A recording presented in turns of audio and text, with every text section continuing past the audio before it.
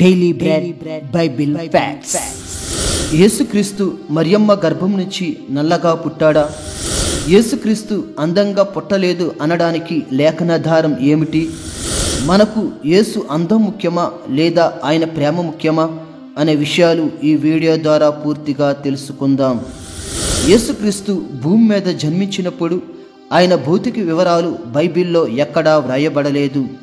ఉదాహరణకు యేసుక్రీస్తు ఎంత పొడవు, ఎంత బరువు, చర్మం రంగు గురించి, జుట్టు రంగు గురించి మరియు కళ్ళు ఏ రంగులో ఉంటాయనే విషయాలు బైబిల్లో ఎక్కడా ప్రస్తావించబడలేదు.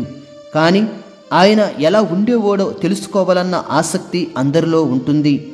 మామూలుగా అయితే యేసుక్రీస్తు చాలా అందంగా, తెల్లగా, సరైన పొడవు, సరిపడా బరువు, మంచి దేహదారుఢ్యం గలవాడిగా యేసుక్రీస్తు ఉంటాడని మనం అనుకుంటాము. ఎందుకంటే ఇటువంటి వర్ణనే పరలోకంలో యేసుక్రీస్తు ఎలా ఉంటాడో యోహాను ప్రకటన గ్రంథంలో చక్కగా వివరించాడు. ప్రకటన గ్రంథము 1వ అధ్యాయము 16వ వచనం, ఆయన ముఖము మహా తేజస్సుతో ప్రకాశించుచున్న సూర్యుని వలె ఉండెను. ఈ లేఖనం ప్రకారం పరలోకంలో యేసుక్రీస్తు ఎలా ఉంటాడు అంటే ఆయన ముఖము మహా తేజస్సుతో ప్రకాశిస్తున్న సూర్యుని వలె ఉంటుంది. అంటే గొప్ప వెలుగుగా ప్రకాశిస్తుంది ఆయన ముఖము. అలాగే ఆయన తల వెంట్రుకలు, కళ్ళు ఎలా ఉంటాయంటే అదే అధ్యాయము 14వ వచనం, ఆయన తలయు తల వెంట్రుకలను తెల్లని ఉన్నిని పోలినవే, హిమమంతా ధవలముగా ఉండెను. ఆయన నేత్రములు అగ్ని జ్వాల వలె ఉండెను. ఈ లేఖనం ప్రకారం యేసుక్రీస్తు తల వెంట్రుకలు తెల్లగా మంచు వలె ధవలముగా ఉంటాయి. ధవలము అంటే తెలుపు అని అర్థము. అంటే యేసుక్రీస్తు తల వెంట్రుకలు తెల్లని ఉన్ని వలె, తెల్లని మంచు వలె ఉంటాయి. అలాగే ఆయన కండ్లు అగ్ని జ్వాలల వలె ఉంటాయి.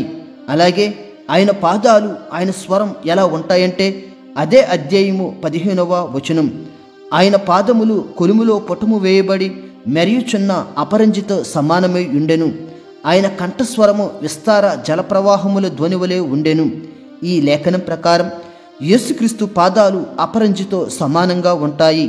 అపరంజి అంటే మేలిమి బంగారం అని అర్థం. అటువంటి నాణ్యత గల మెరిసే బంగారు పాదాలు యేసుక్రీస్తు గారు కలిగి ఉన్నారు. అలాగే ఆయన స్వరం విస్తార జలప్రవాహాల ధ్వని వలె ఉంటుంది. ఈ విధంగా చూస్తే యేసుక్రీస్తు పరలోకంలో మహా తేజస్సు కలిగిన ముఖము, ధవల వర్ణ తల వెంట్రుకలు, అగ్ని జ్వాలల వలె కండ్లు, బంగారు పాదాలు, జల ప్రవాహాల ధ్వని వలె కంఠస్వరం కలిగి ఉన్నాడు. ఇటువంటి అందము, తేజస్సు విశ్వంలో ఎవరికీ లేదు, ఉండబోదు. కానీ ఇదే యేసు భూమి మీదకి వచ్చినప్పుడు తన మహిమను, తేజస్సును విడిచిపెట్టి మన కోసం దాసుని స్వరూపం ధరించుకొని ఉన్నాడు. ఫిలిప్పీయులు 2వ అధ్యాయము 7వ వచనం, మనుషుల పోలికగా పుట్టి దాసుని స్వరూపమును ధరించుకొని తన్ను తానే రిక్తునిగా చేసుకొనెను. ఈ లేఖనం ప్రకారం పరలోకంలో మహిమగల సింహాసనంపై మహా తేజస్సుతో ఉన్న యేసుక్రీస్తు మన కోసం అవన్నీ విడిచిపెట్టి మనుషుని పోలికగా పుట్టి దాసుని స్వరూపం ధరించుకొని తన్ను తాను రిక్తునిగా చేసుకున్నాడు. అనగా ఏమీ లేనివాడిగా, ఖాళీగా యేసుక్రీస్తు జన్మించాడు. సర్వం విడిచిపెట్టి దాసుని స్వరూపం ధరించుకొని ఉన్నాడు. అంటే పరలోకంలో ఉండే తేజస్సు భూమి మీద లేదు. బంగారు పాదాలు, అగ్ని జ్వాలలు గల కళ్ళు, ధవలవర్ణ తల వెంట్రుకలు, జల ప్రవాహాల ధ్వని గల కంఠస్వరం అన్నీ వదులుకుని దాసుని స్వరూపం యేసుక్రీస్తు గారు ధరించుకొని ఉన్నారు. ఇదే విషయాన్ని యెషయా ప్రవక్త కూడా ముందుగానే ప్రవచించాడు. యెషయా గ్రంథము 53వ అధ్యాయము 2వ వచనం, లేత మొక్కవలను, ఎండిన భూమిలో మొలిచిన మొక్కవలను అతడు ఆయన ఎదుట పెరిగెను. అతనికి స్వరూపమైనను సొగసైనను లేదు. మనం అతని చూచి అపేక్షించినట్లుగా అతని యందు స్వరూపము లేదు. ఈ లేఖనాన్ని బట్టి యేసుక్రీస్తు అందంగా పుట్టలేదని, నల్లగా, చూడడానికి అందహీనంగా పుట్టాడని కొంతమంది వ్యాఖ్యానిస్తున్నారు. ఇప్పుడు మీకు ఈ లేఖనం మరింత అర్థమయ్యేలా వివరించడానికి ప్రయత్నిస్తాను. లేత మొక్కవలను అంటే లేత మొక్క బలహీనంగా ఉంటుంది, బలంగా ఉండదు. యేసుక్రీస్తు నిజంగా తన సర్వాధికారాన్ని, మహాశక్తిని విడిచిపెట్టి మనవలే బలహీనుడిగా జన్మించాడు. అలాగే ఎండిన భూమిలో మొలిచిన మొక్క వలె ఆయన పెరిగాడు. ఎండిన భూమి నుండి అంకురము ఎదిగినట్లు యేసు ఎదిగాడు. ఈ విధంగా యేసుక్రీస్తు పెరుగుతాడని యెషయా 11:1లో కూడా స్పష్టంగా వ్రాయబడింది. నిజముగా యేసుక్రీస్తు ఎండిన నేల మీదే పెరిగాడు. రోమన్ సామ్రాజ్యంలో ఆక్రమిత పాలస్తీనాలోని గల్లీయ ప్రాంతంలో ఉన్న నజరేతు భూభాగాలు పొడిగా ఉంటాయి, ఎడారి ప్రాంతాలు కలిగినవి. అందులో నుంచే యేసుక్రీస్తు గారు అంకురంలా పెరిగారు. అలాగే స్వరూపమైనను సొగసైనను యేసుక్రీస్తుకు లేదు, అనగా యేసుక్రీస్తు అందంగా పుట్టలేదు, పరలోకపు మహిమను కోల్పోయాడు, ఘనత లేదు. అలాగే మనం అతను చూచి అపేక్షించినట్లుగా అతని యందు స్వరూపము లేదు.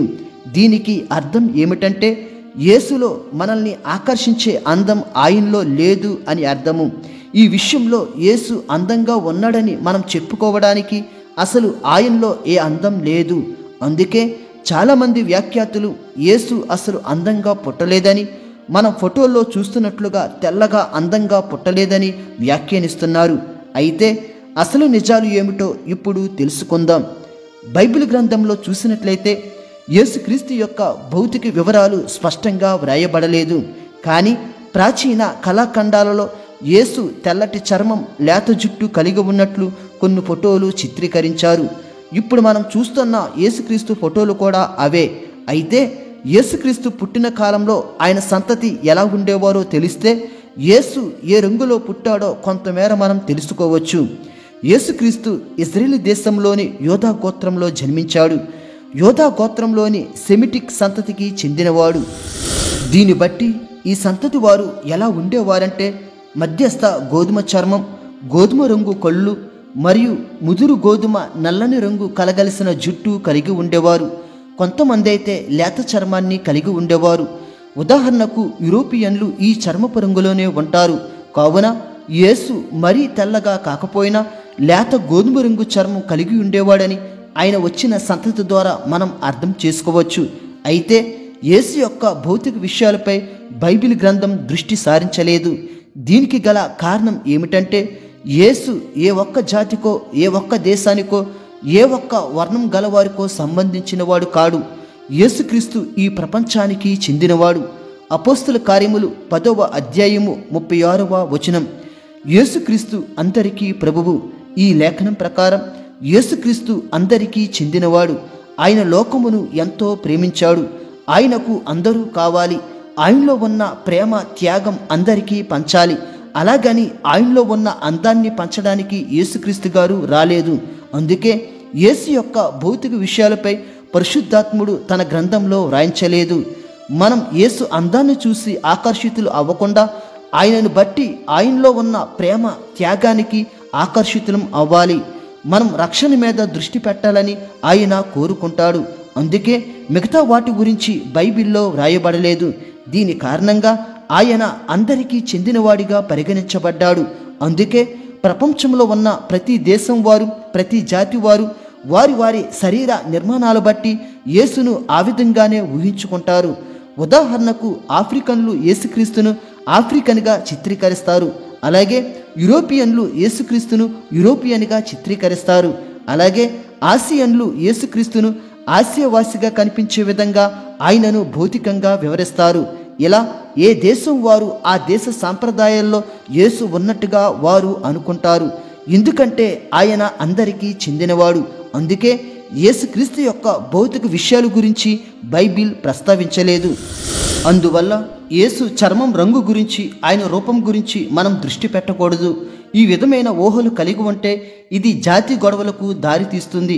అందుకే మనం ఎలా ఉండాలి అంటే 1 తిమోతి 1వ అధ్యాయము 4వ వచనం. భిన్నమైన బోధ చేయవద్దనియు, కల్పనా కథలను, మితములేని వంశావళులను, విశ్వాస సంబంధమైన దేవుని ఏర్పాటుతో కాక వివాదముతోనే సంబంధము కలిగి ఉన్నవి గనుక వాటిని లక్ష్య పెట్టవద్దనియు కొందరికి ఆజ్ఞాపించుటకు నీవు ఎఫెసులో నిలిచి ఉండవలనని నిన్ను హెచ్చరించిన ప్రకారము ఇప్పుడును హెచ్చరించుచున్నాను.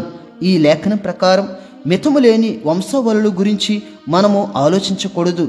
ఏ జాతి, ఏ వంశం, ఏ కులం, ఏ రంగు, ఎర్రగా ఉన్నాడా, నల్లగా ఉన్నాడా, ఏ దేశం అనే వాటి మీద శ్రద్ధ పడితే అవి వివాదాలకు దారితీస్తాయి. కావున వాటిని లక్ష్య పెట్టకూడదు. అలాగే మరొక వచనం చూద్దాం. తీతుకు రాసిన పత్రిక 3వ అధ్యాయము 9వ వచనం. అవివేక తర్కములను, వంశావళులను, కలహములను, ధర్మశాస్త్రం గూర్చిన వివాదములను నిష్ప్రయోజనమును వ్యర్థములై ఉన్నవి గనుక వాటికి దూరముగా ఉండుము. ఈ లేఖనం ప్రకారం అవివేక తర్కములు అనగా అర్థం లేని వాదములు, వంశావళుల చరిత్రల గురించి వివాదాలు నిష్ప్రయోజనం, అవి వ్యర్థము. దేశం, జాతి, కులం, వంశం, రంగులు మనకు అనవసరం, వాటికి దూరంగా ఉండాలి. కావున మనం దేని మీద దృష్టి పెట్టాలి అంటే కొలస్సీయులు 1వ అధ్యాయము 14వ వచనం. ఆ కుమారుని యందు మనకు విమోచనము అనగా పాపక్షమాపణ కలుగుచున్నది. ఈ లేఖనం ప్రకారం యేసు యొక్క అందం మీద మనం దృష్టి పెట్టకూడదు. మనకు కావలసింది పాపక్షమాపణ, అది యేసులో దొరుకుతుంది. అందుకే మనం యేసు యొక్క భౌతిక వివరాల మీద దృష్టి పెట్టకుండా ఆయన రక్షణ మీద దృష్టి పెట్టాలి. యేసు ఆయన ప్రేమను, త్యాగాన్ని, రక్తాన్ని పంచడానికి భూమి మీదకి వచ్చాడు. అందుకే యేసుక్రీస్తు యొక్క భౌతిక వివరాలు బైబిల్లో వ్రాయబడలేదు. మనకు కావలసింది ఆయనలో రక్షణ.